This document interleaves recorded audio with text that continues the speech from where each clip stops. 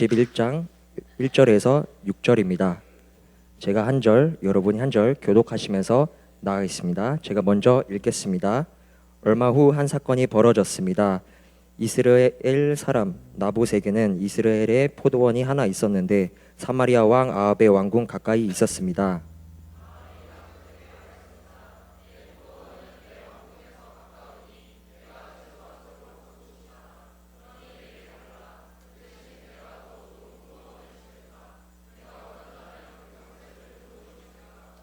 그러자 나봇이 대답했습니다. 내 조상들에게 물려받은 재산을 왕에게 주는 것은 여호와께서 금하신 일입니다.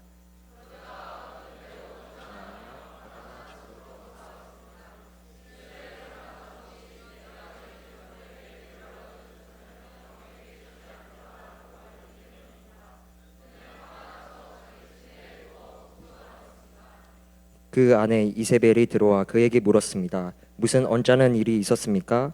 왜 아무것도 드시지 않습니까?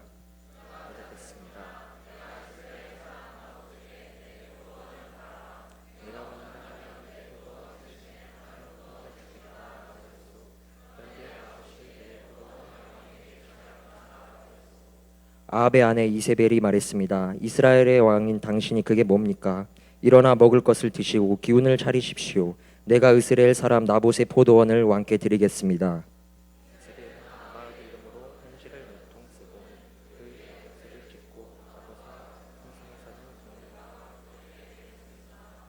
그 편지에는 이렇게 쓰여 있었습니다. 금식을 선포하고 나봇을 백성들 가운데 높이 앉히라.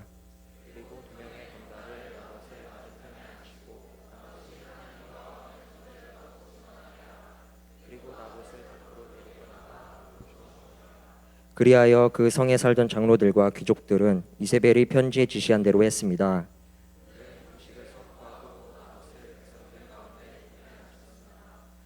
그러고 나서 건달 2명이 들어와 나봇의 맞은편에 앉더니 백성들 앞에서 나봇에 대해 고소하며 말했습니다. 나봇이 하나님과 왕을 저주했다. 그러자 사람들은 나봇을 성 밖으로 끌고 나가 돌로 쳐 죽였습니다.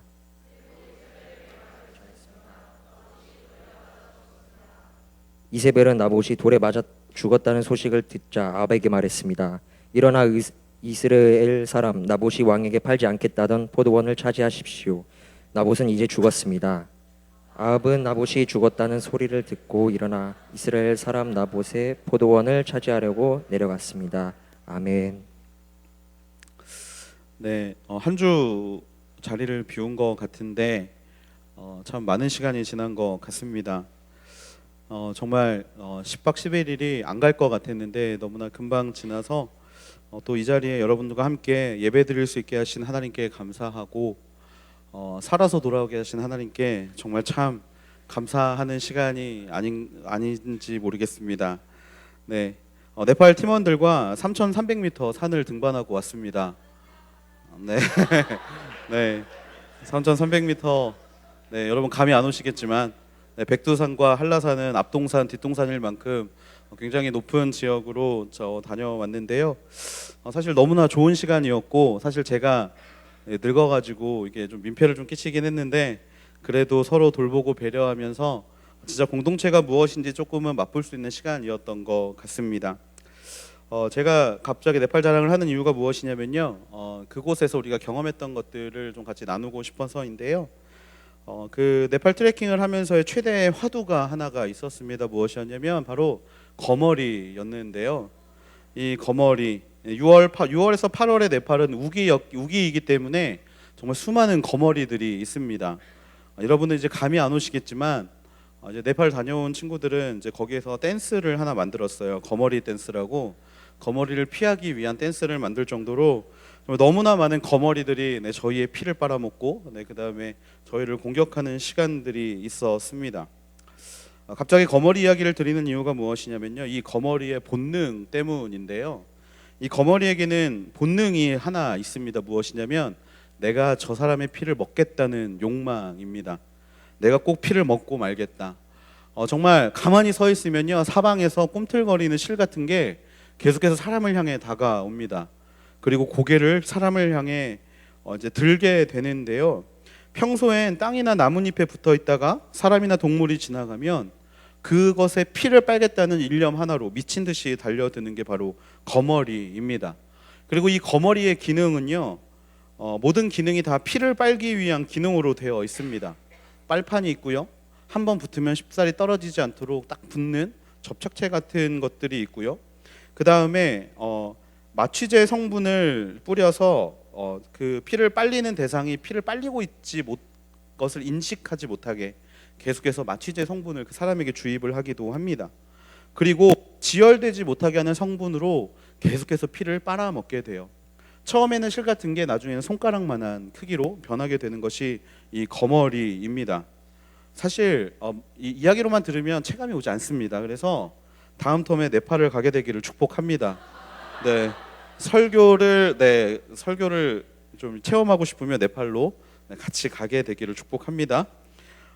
정말 이 거머리를 성경에서는 이렇게 이야기를 하는데요. 잠언 30장 15절 말씀입니다. 거머리에게는 두 딸이 있는데 주시오 주시오 하며 부르짖는다. 정말 성경은 너무나 이 거머리를 잘 표현한 것 같아요.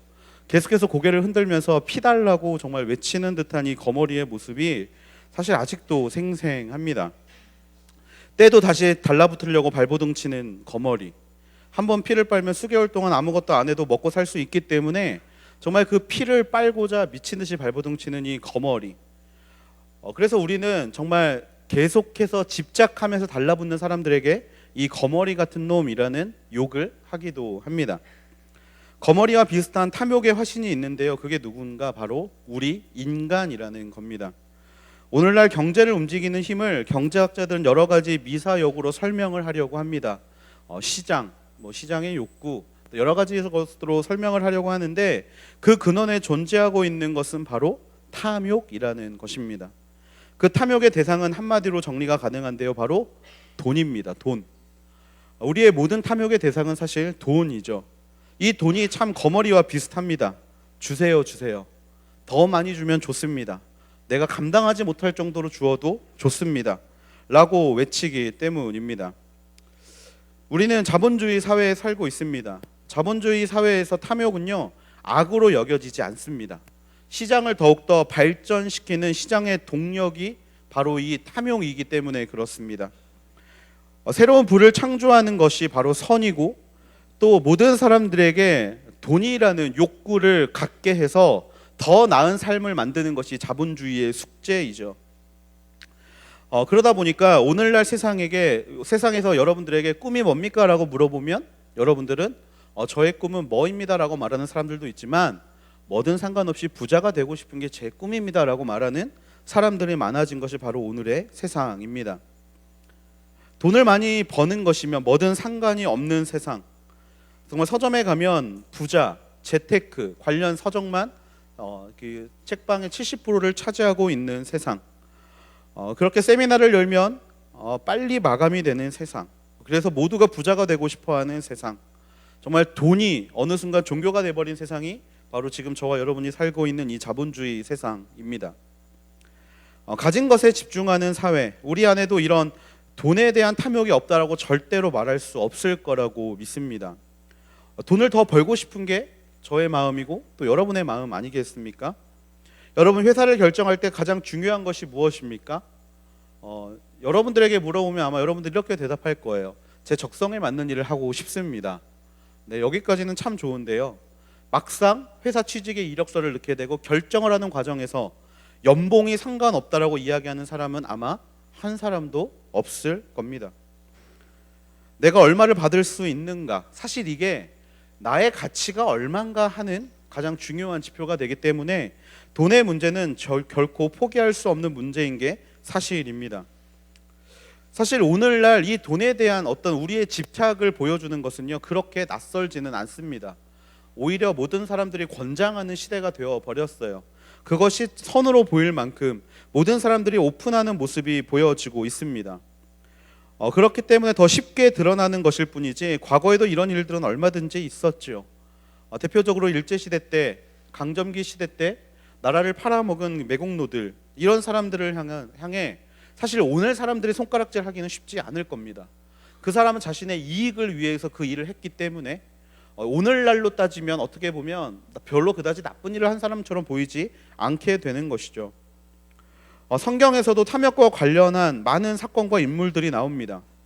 여러분 잘 아시는 예수님이 사단에게 시험을 당하는 장면도 사실 이 탐욕의 연장선상에 있는 부분입니다. 광야에서 기도하고 나오신 예수님께 사단이 찾아와서 이야기를 하죠.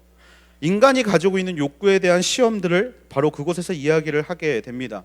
첫 번째가 먹는 것에 대한 시험이었다면, 두 번째는 명예에 대한 시험이었고, 세 번째는 바로 욕구에 대한 시험이었습니다. 내게 엎드려 경배하면 모든 것을 너에게 주겠다. 예수님에게 바로 그 인간이 가지고 있는 근원적 욕망, 바로 그것을 공격했던 것이 사단의 시험이었죠.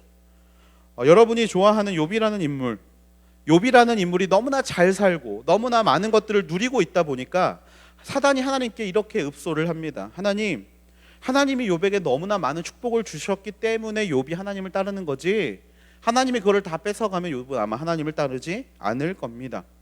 그렇게 욥을 읍소하게 되지요. 아간이라는 사람이 있습니다. 여리고성 전투에서 하나님이 모든 것을 진멸하라고 이야기를 했는데 좋은 것을 남겨두고 가지고 오다가 결국에 그 다음 전투인 아이성 전투에서 이스라엘 백성들을 패배하게 되는 단서가 되기도 했고요.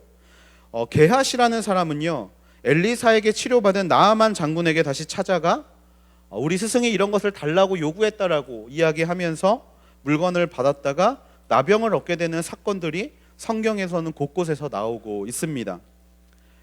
그 이야기 중에 오늘 우리가 함께 읽은 이 나봇의 포도원 사건은요, 인간에게 있어서 탐욕이 어떤 것인가, 이런 탐욕의 속성을 너무나 잘 보여주는 이야기입니다. 제가 다시 한번 정리를 해드리면요, 이 이야기는요, 사마리아, 북이스라엘의 수도였던 이 사마리아의 왕궁에 살고 있던 아합이 근처 나봇이라는 사람의 포도원을 바라보고 이곳이 너무 좋다 보니까 그곳을 사겠다라는 마음을 품게 됩니다. 그런데 나봇이 그 땅은 선대에게서 물려받은 땅이기 때문에 내가 팔 수 없습니다. 그리고 그것은 하나님의 법이기도 합니다 라고 이야기를 하는 것에 울분이 쌓이게 되고, 그것을 본 아내 이세벨이 아합을 불쌍히 여겨 나봇을 죽이고 그 땅을 차지한 사건이 바로 오늘 우리가 함께 본 말씀의 전부입니다. 여기 이 말씀에서 볼 수 있는 탐욕의 첫 번째 속성이 있는데요, 바로 탐욕은 절제할 수 없다라는 것입니다. 탐욕은 절제할 수 없습니다. 사람들이 가장 많이 하는 말이 있죠. 돈은 많으면 많을수록 좋다. 그것을 위해 지금도 사람은 열심히 일합니다. 워커홀릭이 될 정도로 열심히 돈을 위해 쫓아가고 돈을 쌓으려고 합니다. 탐욕의 속성이 바로 이것이죠. 만족함을 모른다라는 겁니다.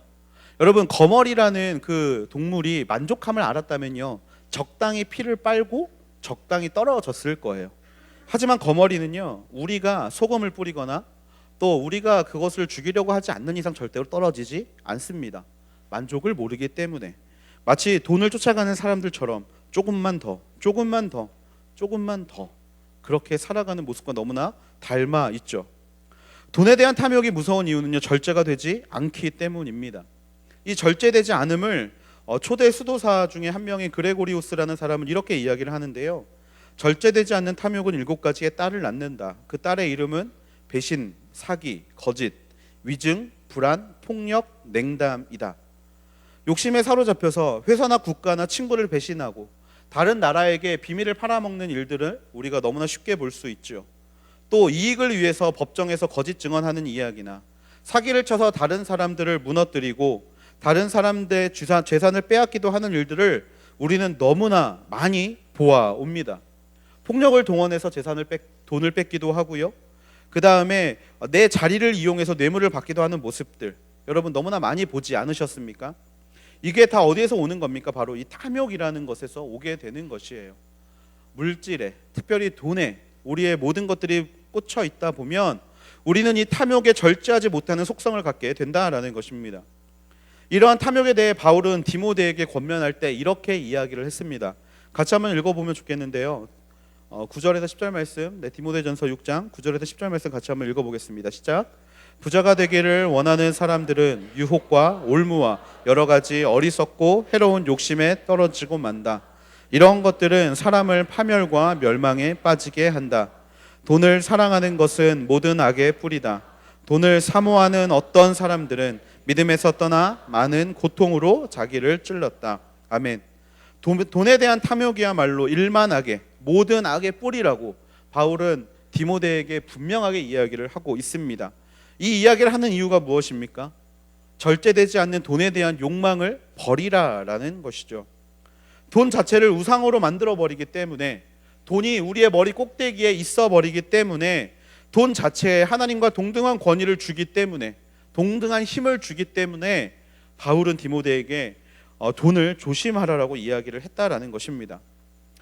저는 저와 이 자리에 앉아있는 모든 하늘대학부 지체들이 우리에게 힘을 주고 능력을 주시는 분이 유일한 하나님이신 줄을 믿습니다. 아멘.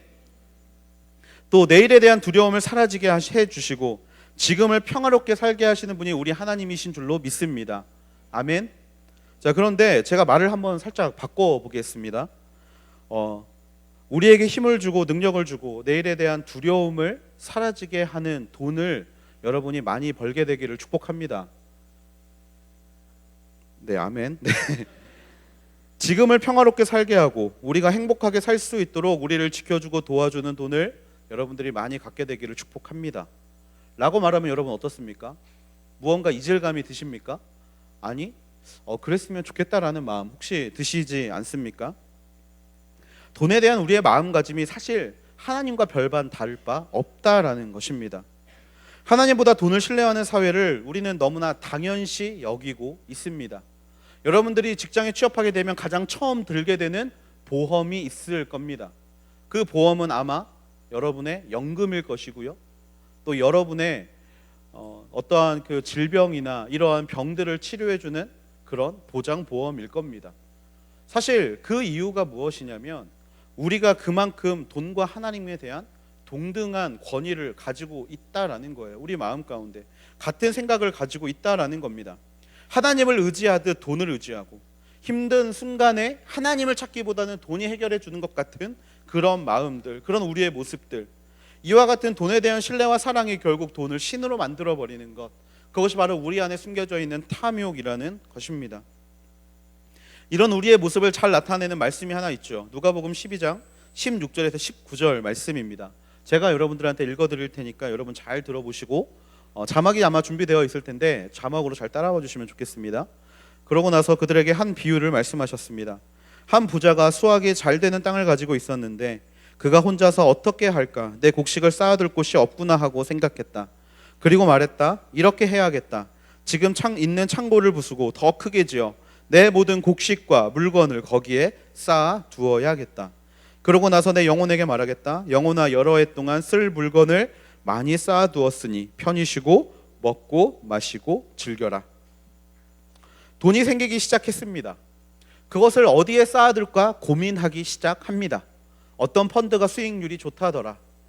어떤 은행에서 이번에 특별히 연이율 10%짜리 통장을 한도 1억 정도의 마감 모금을 한다고 하더라. 수많은 이야기들이 여러분에게 들리기 시작합니다. 돈을 굴릴 곳을 찾다가 결국에 그 일련의 과정들을 통해서 여러분이 얻게 되는 것은 노후의 안정감. 이렇게 쓸 물건을 많이 쌓아두었으니 편히 쉬고 이제 내가 내 인생을 즐기면 되겠구나 라는 수많은 생각들이 우리를 사로잡습니다. 근데 여러분이 원하는 이상이 이런 모습 아닙니까? 요즘 시대에 선호하는 직업들이 많이 있습니다. 네, 대표적인 것들이 이제 교사와 공무원들이죠. 여러분, 공무원의 실제 연봉은 그렇게 높지 않은 거 혹시 알고 계십니까? 9급 공무원 첫 달에 받는 월급은 97만 원입니다. 그런데 여러분, 그 공무원이 되기 위해서 지금도 수십만의 청년들이 공무원을 되려고 합니다. 이유가 무엇입니까? 노후가 풍족하기 때문입니다. 연금이라는 것이 나오기 때문이죠. 사실 우리의 모든 관점이 이 부자와 다를 게 하나도 없다라는 겁니다. 유망한 직종에 그것이 유명한 이유는요, 미래를 보장해 주기 때문에. 하지만 우리의 미래를 보장하는 분은 오직 유일한 우리 하나님 한 분뿐인 줄로 믿습니다. 근데 이 부자의 같은 모습이 사실 우리를 지배하고 있더라도 정말 과언이 아닙니다. 우리가 살고 있고 우리가 살아가고 있는 이 세상이 우리를 그렇게 만들었더라고 이야기하고 있는 사람들이 있을지도 모르겠습니다. 그들에게 있어서 하나님은 어떤 존재입니까? 그냥 보조적인 존재일 뿐이죠. 돈을 불리는 과정에서 하나님, 이 돈이 더 많은 돈을 얻게 될 수 있도록 하나님 도와주세요. 그렇게 기도할 수 있겠죠. 하나님, 집을 삽니다. 이 집값이 더욱더 오르게 해달라고 기도할 수 있겠죠. 하지만 결국에 그렇게 물질과 그렇게 돈을 쫓아가는 인생에게 있어서 하나님은 결단코 그 모든 것에 뛰어난 오직 유일한 한 분 하나님이 될 수 없다라는 것, 사실 그것을 우리는 너무나 잘 알고 있다라는 것입니다. 말씀에서 나온 부자처럼, 나봇을 죽인 이세벨처럼 결국에 우리는요, 우리가 얻고자, 우리가 바라고자 하는 그 일들을 위해서, 돈을 쫓아가는 일들을 위해서 하나님의 것들은 아무런 의미 없이 헌신짝처럼 버리는 모습을 보여주게 될 거라는 것입니다. 나봇은 분명히 아합에게 이야기를 했습니다. 여호와께서 그것을 금하셨습니다. 하나님께서 그렇게 하지 말라고 하셨습니다 라고 이야기를 했지만, 욕망의 눈이 먼 사람들, 돈의 눈이 먼 사람들, 그것을 가지고자 하는 탐심의 눈이 먼 사람들은요, 그것을 들을 만한 귀를 가지고 있지 못하다라는 것을 오늘 말씀은 우리에게 너무나 명확하게 보여주고 있다라는 것입니다. 그래서 예수님은요, 우리에게 이렇게 이야기하셨습니다. 마태복음 6장 24절 말씀인데요, 24절 말씀 같이 한번 읽어보겠습니다. 시작. 아무도 두 주인을 섬기지 못한다. 한쪽을 미워하고 다른 한쪽을 사랑하거나 한쪽을 중히 여기고 다른 한쪽을 무시할 것이다. 너희가 하나님과 재물을 함께 섬길 수 없다. 아멘. 이 절제되지 못하고 하나님을 잃어버리게 만드는 탐욕, 그래서 우리는요, 이 탐욕을 경계해야 합니다. 그리고 우리가 이 탐욕에 얼마나 가까이 있는지를 깨달아야 합니다. 탐욕에 빠지면 결국 하나님을 볼 수 없게 됩니다. 하나님을 볼 수 없다라는 이야기는요, 결국 그 탐욕의 대상이 하나님이 되어 버린다라는 것이죠. 탐욕의 두 번째 속성이 있습니다. 그것은 바로 주변 이웃을 사랑의 대상이 아닌 착취의 대상으로 만들어 버린다라는 것입니다. 여러분, 우리는 함께 걸어가는 사람들인 줄로 믿습니다. 그런데요, 욕망의 눈이 멀게 되는 사람, 탐욕의 눈이 멀게 되는 사람은요, 내 옆에 있는 사람을 나의 사랑의 대상이 아닌 착취의 대상으로 보게 된다라는 거예요.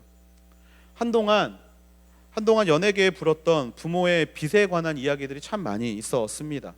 근데 그 내용의 대부분은 무엇이냐면요, 부모들이 바로 자기 주변에 있는 이웃들의 돈을 사기를 쳐서 바로 자기들의 배를 불렸던 사건들이었다라는 겁니다. 돈을 갚고 안 갚고의 문제에 초점이 맞춰져 있지만, 사실 그 문제를 바라볼 때 탐욕의 굉장히 적나라한 모습을 바라볼 수 있게 된다라는 거예요. 주변이 어떻게 되는지는 상관이 없어집니다. 왜? 나만 잘 먹고 잘 살고 나만 좋은 것을 누리면 되기 때문에. 결국에 그 모든 피해를 입은 대상은요, 우리의 이웃임에도 불구하고 탐욕은 계속해서 우리의 이웃을 공격하게 만든다라는 거예요. 나봇이 죽어야 할 이유는요, 아무것도 없었습니다. 나봇이 도대체 무엇을 잘못했습니까?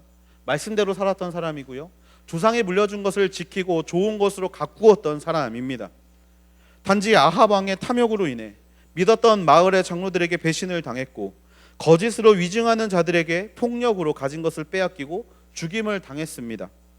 이유가 하나 있다라면 바로 아합의 탐욕이 그 이유가 될 수밖에 없었던 것이죠. 아합에게 있어서 나봇은요, 이웃이 아닌 욕망을 방해하는 방해물이었기 때문에 결국에 이 탐욕의 속성은 우리의 이웃을 망치게 된다라는 것입니다. 재물에 대한 탐욕은요, 재물이 필요한 사람을 보지도 못하게 하고 마음에 담지도 못하게 하고 무정해지게 만들기도 합니다. 그렇기 때문에 우리는 이 탐욕을 경계해야 한다라는 거예요. 사실 우리가 우리 주변의 탐욕으로 인해 지금 여러분의 시대에서는 아마 큰 사건이 일어나지 않을지도 모르겠습니다. 하지만 이게 국가적으로 넘어가면요, 우리가 조금 더 깨달을 수 있게 되는 문제들이 있어요.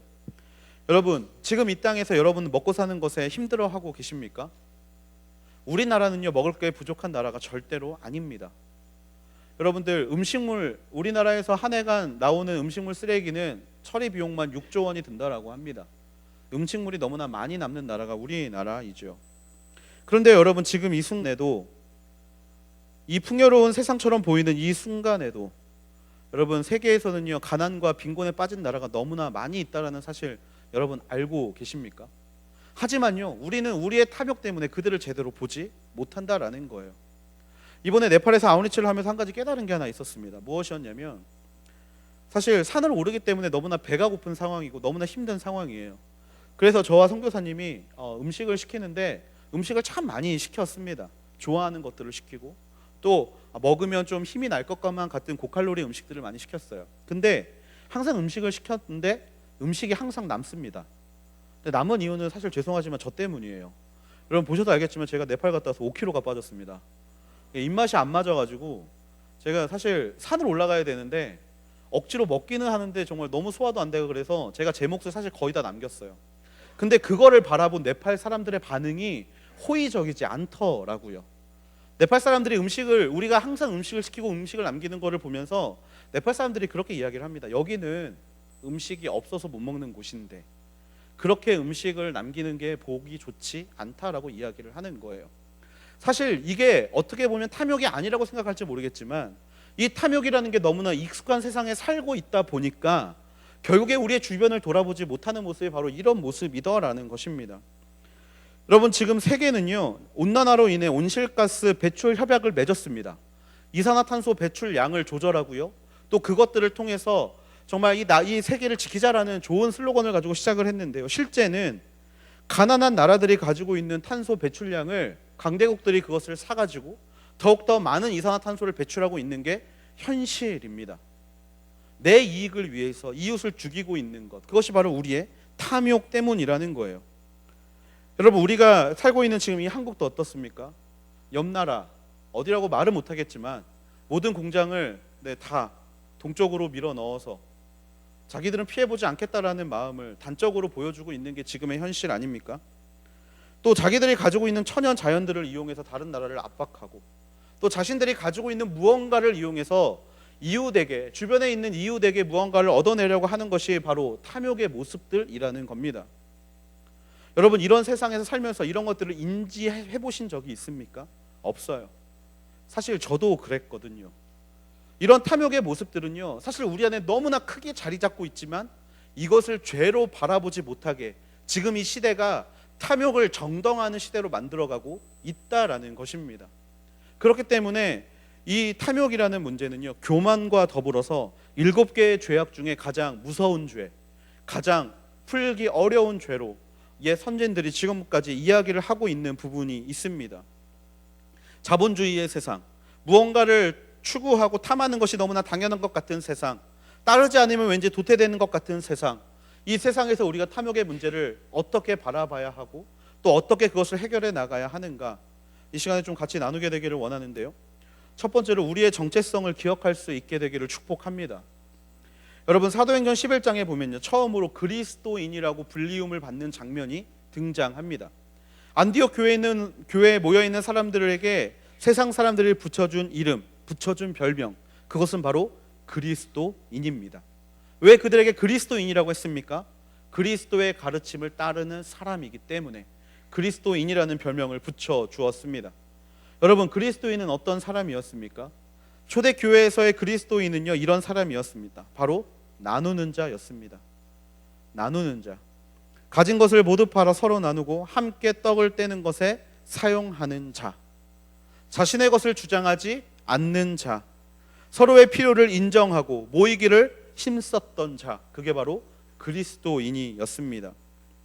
우리가 그것을 기억하고 있다라면 우리가 오늘 이 시간, 오늘 이 세대에 살면서 그리스도인으로 살게 되기를 주님의 이름으로 축복합니다. 여러분 우리는요 무언가 연봉을 상승시키기 위해서 달려가는 것이 아니라 바로 그리스도인으로서 함께 나누고 함께 하는 것에 가치를 두고 모든 것을 하나님께 초점을 맞추고 달려갈 수 있는 사람들이 되기를 주님의 이름으로 축복합니다. 잠언 30장에 보면요 아굴의 기도가 나옵니다. 그런데 아굴은요 굉장히 재미있는 기도를 하게 되지요. 이 아굴의 기도, 여러분이 저와 같이 이 시간 좀 같이 읽어보면 좋겠는데요. 7절부터 9절까지의 말씀입니다. 같이 읽어볼게요. 시작. 내가 주께 2가지를 구했으니 내가 죽기 전에 그것들을 이루어 주십시오. 허영과 거짓을 내게서 멀리하시고 내게 가난도 부도 허락하지 마시고 오직 내게 필요한 양식으로 나를 먹여 주십시오. 그렇지 않으면 내가 배불러서 주를 부인하며 여호와가 누구냐라고 할지 모르고 아니면 너무 가난해서 도둑질을 하여 내 하나님의 이름을 부끄럽게 할지도 모릅니다. 아멘. 아굴의 기도, 여러분 우리가 하고 있는 기도와는 좀 너무 다르지 않습니까? 하나님 나에게 이것들을 부어 주시옵소서. 하나님, 감당하지 못할 만한 은혜를 허락하여 주시옵소서. 우리는 이렇게 기도합니다. 더 좋은 것, 더 누릴 수 있는 것, 더 귀한 것을 주십시오라고 우리는 기도하는데요, 아굴은 그렇게 기도하지 않습니다. 내게 가난도 부도 허락하지 마십시오. 오직 필요한 양식으로 나를 먹여 주십시오. 그렇게 아굴이 기도하게 되지요. 여러분, 그리스도인으로서 살기 위해서 우리가 기억해야 될 것은 두 가지입니다. 첫 번째는 하나님입니다. 하나님의 존재, 하나님의 존재를 매일 기억해야 됩니다. 그리고 두 번째가 있는데 그것은 바로 하나님에 대한 감사입니다. 저는 저와 여러분의 모든 인생이 하나님의 감사로 채워지게 되기를 주님의 이름으로 축복합니다.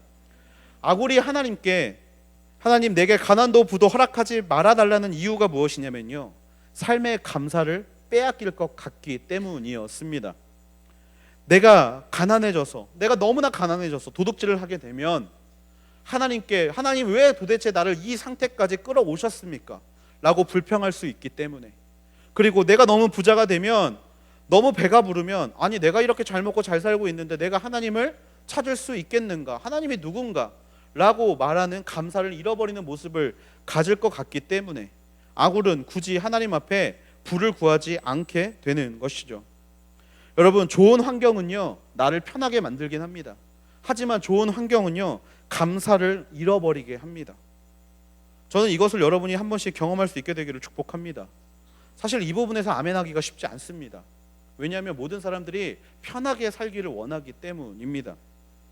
근데 사실 제 인생이 여러분보다는 조금 길지만, 여기 앉아 계시는 멘토님들이나 다른 분들에 비해서는 굉장히 짧은 인생을 살아왔지만, 사실 저는요 옛날이 사실 조금 그리울 때가 있습니다. 제가 이렇게 말한다고 제가 지금 잘 살고 있는 건 절대 아닙니다. 여러분 오해하지 않으셨으면 좋겠는데요, 사실 저는 대학교 때부터 집에서의 지원을 전혀 받지 못하고 혼자 계속해서 매일 알바, 그리고 매일 돈을 버는 일상을 한 번도 떠나본 적이 없습니다. 집에서 한 번도 도움을 받지 못했기 때문에 항상 제 인생은요 그냥 돈, 그냥 이렇게 돈만 벌기 좋아하는 인생들이었어요. 그런데요, 제가 이제 결혼하기 전에 어떻게든 이제 살아야 되는데 살 곳도 없고 집도 없고 부모님은 그것을 해줄 능력이 전혀 없는 상황에서 고시원을 전전하다가 갑자기 행복한 소리를 들었습니다. 그것은 뭐였냐면, 대학교를 졸업한 누나가 서울에 와서 일을 하게 됐다는 소식이었어요.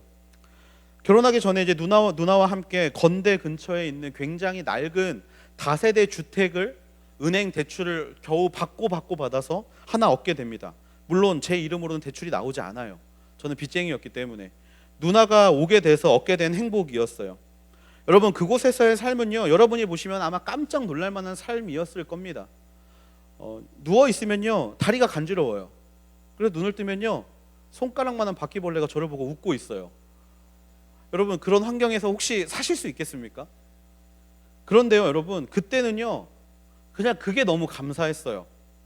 정말 고시원 너무 숨막혀서 답답하고, 정말 너무나 그냥 여기가 정말 집인가 가축 우리인가 싶을 정도의 어떤 그런 삶에서 누울 수 있는 공간이 있다는 게 너무 감사했고, 비만 오면 그 화장실에서 자꾸 하수구가 역류를 하게 되는데 그게 약간 좀 냄새가 좀 심하게 나거든요. 근데 그거를 퍼내는 것도 너무나 감사했습니다. 화장실이 있으니까. 에어컨이 없고 선풍기도 없는 상황에서 밖에 비가 몰아치면 집에 비가 다 들어오는데 그냥 그 물을 닦는 것도 너무 행복했어요. 왜? 시원하잖아요. 그냥 매 순간이 감사였고 매 순간이 되게 즐거움이었습니다. 돌아올 수 있는 집이 있어서 감사했고, 그래도 나 혼자가 아니라 정말 저희 누나가 정말 아무것도 없는 저를 거두어서 매일 먹여주고 재워주고 하는 그 순간이 너무나 감사했었어요.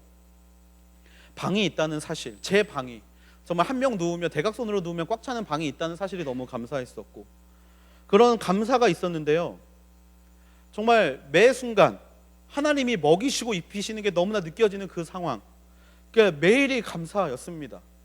그럼에도 여자친구를 만나고 열심히 연애를 했기 때문에 아무것도 없지만 그냥 매 순간이 감사였었어요. 학비를 채우시고 생활비를 채우시고, 너무나 그 감사의 계속이었는데, 사실 지금은 어느새 두 아빠가 돼버렸고, 두 아이의 아빠가 돼버렸고, 또 한 아내의 남편이 되어버렸습니다. 그런데요 여러분, 지금은요 그때보다 100배는 좋은 환경에서 살고 있습니다. 사실 매달 그냥 제 일이 있고요. 그 다음에 그 일에 대한 대가를 받고 있고요. 그리고 그때보다 100배는 좋은 환경에서 정말 뚜벅이 인생에서 차가 생기고, 그 다음에 정말 비바람이 몰아쳐도 집에 비가 안 들어올 수 있는 그런 좋은 환경에서 지금 삶을 살고 있는데요. 재미있는 거는요, 인생의 감사가 그때보다 너무나 많이 사라져 버렸다라는 거예요. 옛날에는요, 누가 먹을 것만 줘도 너무나 감사했고 너무나 즐거웠고, 아, 이렇게 하나님이 나를 먹이시는구나, 이렇게 나를 하나님이 입히시는구나, 그 사실에 너무나 감사했는데 지금은요, 도리어 감사보다는요, 욕심이 앞서고 있습니다. 어떻게 하면 좀 더 좋은 환경에서 살까? 어떻게 하면 좀 더 좋은 것을 살까? 또 어떻게 하면 조금 더 나은 곳으로 가게 될까? 이런 것들을 생각하는 저의 모습을 발견하게 됩니다. 그래서 사실 가끔은 옛날이 그립습니다. 아무것도 없던 시절, 정말 하루 벌어서 하루 먹고 살던 시절. 왜? 그때는 내 안에 감사가 있었기 때문에. 사실 아굴의 기도가 그래서 저는 조금 이해가 갑니다. 하나님, 나를 부하게 하지 마옵소서. 내가 배가 불러 주를 부인하며 여호와가 누구냐라고 말할지 모릅니다. 사실 그런 생각들을 하면 할수록 바로 우리의 연약함이 얼마나 큰지를 발견하게 됩니다. 그래서 저와 여러분은요, 이 그리스도인이라는 정체성을 잊지 않아야 합니다. 그래야 우리 안에 감사가 넘칩니다.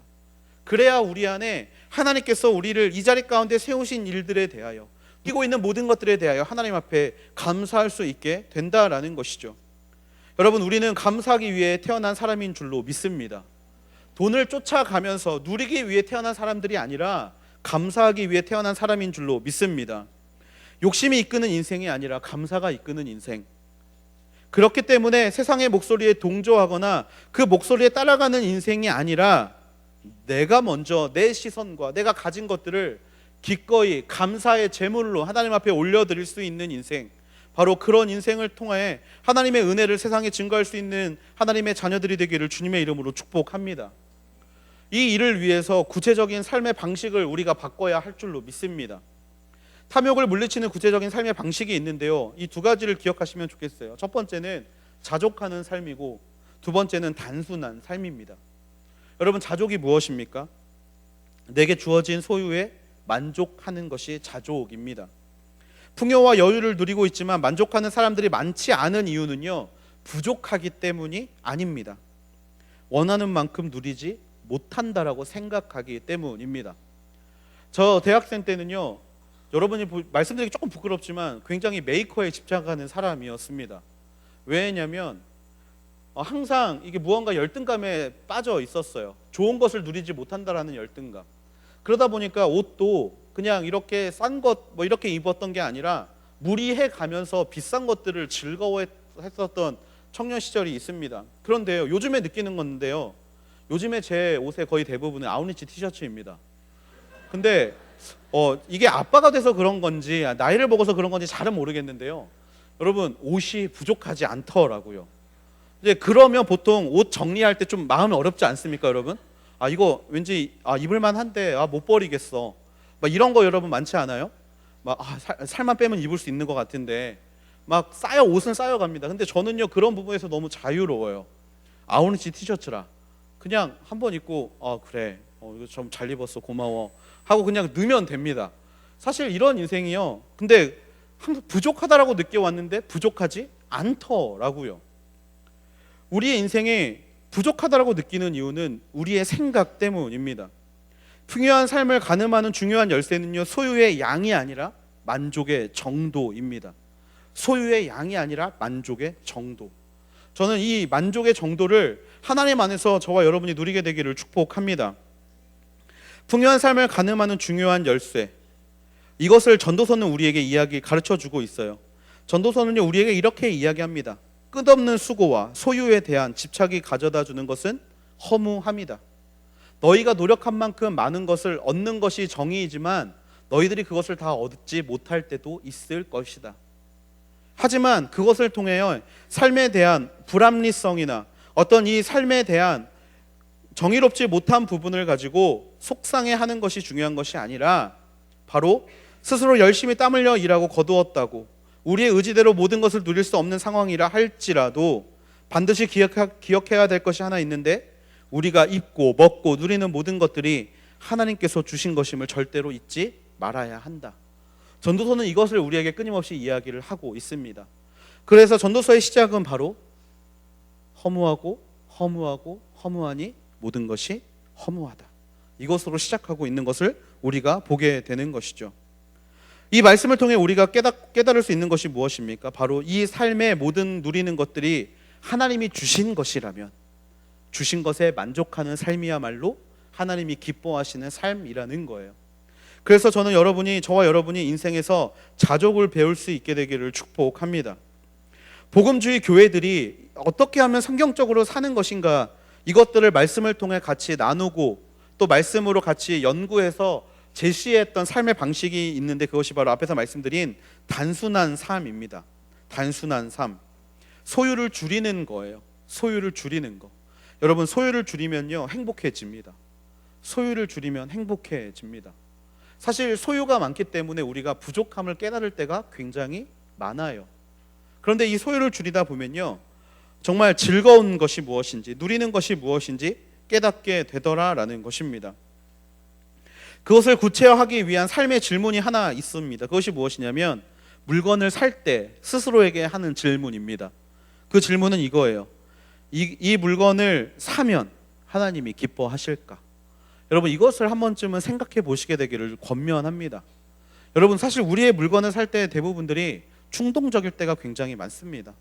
필요에 의해서 사는 것이 아니라 무언가 욕구에 의해서 살 때가 굉장히 많다라는 거예요. 그런데요, 이 질문을 하게 되면요 사실 우리의 생각과 우리의 삶의 패턴이 바뀌게 되는 것들을 경험할 수 있게 됩니다. 집을 구입하고 차를 바꿀 때 가장 중요한 기준이 있습니다. 그것은 무엇이냐면 지금 내 경제 상황입니다. 이 정도면 내가 감당할 수 있어. 이 정도면 내가 감당할 수 있기 때문에 이 정도의 집을 사고, 이 정도면 내가 감당할 수 있기 때문에 차를 이 정도로 타면 돼. 우리는 보통 이렇게 생각하게 되지요. 하지만 이럴 때 여러분, 가장 중요한 결정의 핵심은 무엇이냐면 바로 욕심이라는 겁니다. 우리는 나빠질 때를 고려하지 않습니다. 지금의 경제 상황에서 무언가 나빠질 때를 고려하지 않아요. 왜? 인간은 욕망의 동물, 인간은 앞만 보는 동물, 돈을 더 벌기 위해서 발버둥 치는 동물이기 때문에, 그렇기 때문에 욕심에 따른 결정일 수가 많습니다. 하지만요, 질문을 바꿔보시면 과연 하나님이 이거를 기뻐하실까? 라는 질문으로 물건을 구입하게 되면 정반대가 될 수 있다라는 겁니다. 내가 이것을 누릴 때 과연 하나님이 기뻐하실까? 하나님이 좀 더 나누라고 이야기를 하실 때 내가 여유가 없을 때 나눌 수 있을까? 이런 생각들이 쌓이다 보면 결국에 하나님이 나를 이끌어 가시는 방향성이 있다라는 거예요. 그 방향성은 바로 나눔의 삶이라는 겁니다. 나눔의 삶. 세상의 모든 사람들은요 움켜쥐기를 좋아합니다. 하지만요 하나님은 우리에게 손을 펴라고 말씀하십니다. 손을 펴라는 이유는 뭐죠? 나누라는 거예요. 움켜쥐고 가지려고 발버둥 치는 인생이 아니라 나누기 위해서. 삶을 단순히 살아가는 이유가 무엇입니까? 나누기 위함입니다. 내 것을 줄이고 내 것을 떼어서 이웃을 위해 그것을 기꺼이 사용할 수 있는 삶. 저는 저와 여러분이 그런 삶을 살게 되기를 주님의 이름으로 축복합니다. 탐욕을 이길 수 있는 것은요 나눔입니다. 여러분, 탐욕의 대척점에 서 있는 것은요 무소유, 이런 부분도 물론 어느 정도의 지분을 가지고 있겠지만 나눔이라는 거예요. 이 나눔은요 내가 물질의 노예가 아니라는 것을 증거하는 삶의 증거입니다. 그런데 이 나눔을 할 때 기억해야 될 것, 바로 잉여분이 아니라 나에게 귀중한 것을 떼어놓을 수 있어야 한다라는 것입니다. 여러분, 나에게 필요 없는 것을 남에게 주는 것은 그렇게 어렵지 않습니다. 하지만 나에게 필요한 것을 남에게 주는 것은 어렵죠. 그리고 이런 행위야말로 내 것이 얼마나, 내가 물질에서 얼마나 자유로운지를 알려주는 나의 척도라는 것을 기억해야 합니다. 삭개오, 여러분이 잘 아시는 삭개오는요 예수님을 만나고 삶을 돌이킨 표시로 소유의 절반을 떼겠다라고 이야기를 합니다. 그리고 누구의 것을 내가 빼앗은 적이 있다라면 4배로 갚겠다라고 예수님 앞에 서원을 하게 되지요. 하지만 전혀 다른 사람이 하나 있었습니다. 부자 청년이었죠. 네 것을 팔아 나를 따르라라고 이야기를 할 때 그는 마음이 어려웠습니다. 마음이 어려웠어요. 여러분, 그 이유가 무엇입니까? 나눌 준비가 되어 있지 않기 때문입니다. 27절 말씀에 보면 이런 말씀이 있어요. 내가 선을 행할 수 있는 능력이 있으면 도움이 필요한 사람에게 기꺼이 선을 베풀어라. 잠언에 있는 말씀인데요. 언제 선을 베풀 힘이 있습니까? 여러분이 생각했을 때 나는 언제 선을 베풀 만한 힘이 있습니까? 지금은 아닌 것 같습니까? 전 여러분에게 이렇게 권면합니다. 여러분이 나눌 수 있다라고 생각한 시점보다 한 발 더 빠르게 나눔을 시작할 수 있게 되기를 축복합니다. 내가 이 정도면 나눠야지. 여러분 그렇게 생각하고 있는 부분이 있다면 한 발짝 더 빨리 나눌 수 있는 사람들이 되기를 축복합니다. 여러분, 하나님의 법칙은요, 작은 것에 충성하지 못하는 사람은 큰 것을 누리지 못합니다. 작은 것에서조차 내 마음을 좌지우지함을 하나님 앞에 마음을 드릴 수 없는 사람은요, 더 큰 것을 누릴 수 없어요. 나는 돈을 많이 벌어서, 내가 이것들을 많이 벌어서 누군가에게 크게 도와줘야지. 아니요, 조금 가진 것만 해도 나눌 수 있는 사람, 바로 그것이 탐욕을 이기는 지름길인 줄로 믿습니다. 여러분, 오병이어의 사건 잘 아실 거예요. 오병이어의 사건 어떻게 일어났습니까? 한 아이의 탐욕이 아닌 나눔으로 일어난 사건입니다. 모두가 배가 고픈 때였어요. 아마 저라면 허겁지겁 다 먹었을 것 같습니다. 내가 몸이 이렇게 큰데 내 몸을 유지하기 위해선 이것도 부족해. 아마 그렇게 생각했을 수도 있었을 겁니다. 하지만 이 어린 아이는요, 그 욕망보다 모두가 함께 먹고 모두가 함께 나눌 때 내가 지금 듣고 있는 하나님의 말씀이 진짜 내 말씀이 되겠구나라는 걸 느꼈다라는 거예요. 그래서 가진 것을 가지고 나옵니다. 작은 것을 가지고 나옵니다. 어떻게 보면 보잘것없고 어떻게 보면 아무것도 아닌 것 같지만 그것을 가지고 나오게 되지요. 그때 예수님은 두 손을 들어 그것을 축사하시고 모두가 누릴 수 있는 하나님의 은혜로 바꾸어 주시는 줄로 믿습니다. 여러분, 작은 것을 나누지 못하는 사람은요, 큰 것을 나눌 수 없습니다. 나눔은 왠지 빼앗기는 것 같습니다. 버리는 것 같습니다. 하지만요, 이 나눔은요, 버리는 행위처럼 보이지만 사실은 쌓는 일임을 기억하십시오. 탐욕은 소유하고 축적함으로 욕망을 채우라 이야기하지만 성경은 버리라고 이야기합니다. 나누라고 이야기를 합니다. 그때 내 마음에 물질에 대한 탐심이 사라지고 하나님에 대한 축복과 능력이 임한다라고 성경은 이야기합니다. 우리가 궁극적으로 따라가야 할 대상은요, 하나님 안의 생명이지 물질이 결코 될 수 없습니다. 저는 그것을 저와 여러분이 모두가 느끼게 되기를 축복합니다. 사실 이번 아웃리치를 진행하는 과정 가운데 나눔의 손길들이 너무나 많이 있었습니다. 사실 굉장히 좀 감동적인 순간이 좀 있었는데요. 지체가 지체를 위하여 기꺼이 자기의 가진 것을 아낌없이 드리는 일들이 지금 일어나고 있습니다. 근데 그런 거를 볼 때마다 참 하나님의 살아계심을 고백할 수밖에 없습니다. 얼마나 여러분 대학생 때 얼마나 갖고 싶은 거 많습니까? 얼마나 쓰고 싶은 일 많습니까? 얼마나 누리고 싶은 거 많습니까? 그리고 그거 나를 위해 쓰고 싶지 누가 남을 위해 쓰고 싶습니까? 하지만 이 대학부 안에서 내가 가진 것들을 기꺼이 다른 일을 위해 나누고 또 그것으로 인하여 그 친구의 삶에 열매가 맺어가는 과정들을 바라볼 때마다 하나님의 나눔의 방법이 참 오묘하고 얼마나 능력인지를 깨닫게 됩니다. 누가복음 12장 15절 말씀은요, 예수님이 우리에게 해주시는 말씀을 전해주시는데요, 이렇게 이야기를 하고 있습니다. 그러고는 사람들에게 말씀하셨습니다. 너희는 조심해서 모든 탐욕을 삼가라. 사람의 생명이 그 재산의 넉넉함에 있는 것이 아니다. 저는 이 시간 여러분의 그런 모든 아름다운 행동들이 결국에 여러분의 생명을 하나님 안에서 살리고 있는 줄로 믿습니다. 아직 나눔이라는 것을 경험해 보지 못하셨다라면 여러분 큰 게 필요한 게 아닙니다.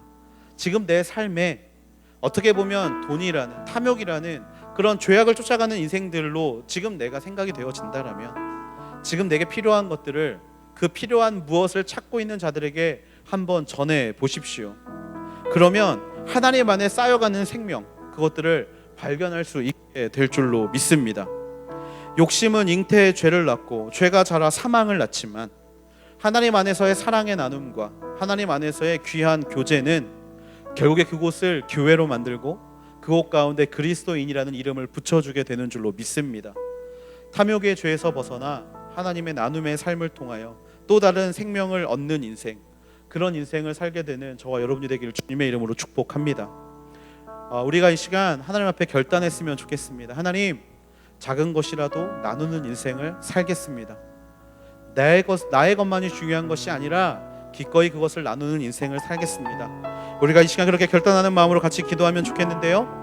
하나님, 지금껏 우리의 인생 앞만 보며 살아오고 아버지의 더 나은 물질과 더 좋은 것을 얻기 위하여 치열하게 싸워왔던 우리의 인생을 주여 만져주시고 치유하여 주시옵소서.